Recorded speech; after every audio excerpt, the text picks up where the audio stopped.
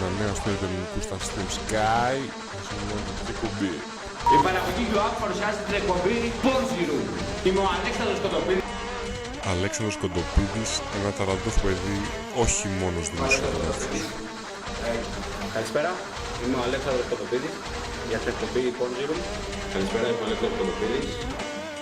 Είμαι ο Αλέξανδρος Κοντοπίδης για το Πόρζιρου. Αλλά και ως χορευτής.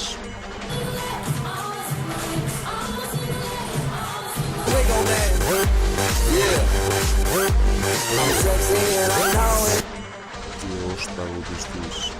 Μου πες να φύγεις και έξω θα πας και πως το κάνεις γιατί μ' αγαπάς. Μετά να στέγεις, να βρεις δουλειά και όχι να είσαι από μένα μακριά. Εγώ το ξέρω, είμαι μπελάς, μα σου πάρω για να έχεις να φας κι όλο μου. Η ομάδα των απαράδεκτων τον βρήκε και σας τον παρουσιάζει. Did I ever tell you the definition of insanity? Αλέξανδρος Κοντοπίδης, μην το χάσει. Πάει σε πολλά πράγματα. Και ο κύριος ποιος είναι? Τι κάνεις, είστε μουσικός κύριε, γράφετε τραγούδια, ξέρετε? Το έκανα και δεν με ενδιαφέρει ούτε η άποψη του κυρίου εκεί πέρα που με κοιτάει τώρα. Και μου κάνει τις χειρονομίες στη δικιά σου μούρη.